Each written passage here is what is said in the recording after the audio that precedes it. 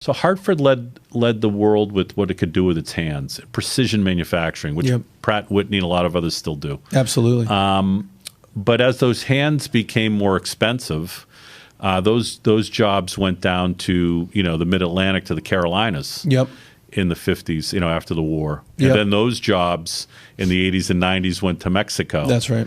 And then after 2000, those jobs went to China. That's right. Well, now with the advances in the technology and the disruption with advanced manufacturing, it's what people can do with their heads that matters, not their hands. And that's why Connecticut is in such a great position with its workforce, with its talent base, with its economic ability to get people trained up, skilled up. It's community colleges, experience, so many colleges, absolutely. Right? And there's something in the water a little bit, right? That history of manufacturing, old tool and die. Like there's just something here that just never really went away. It's just being reborn. We see it, right?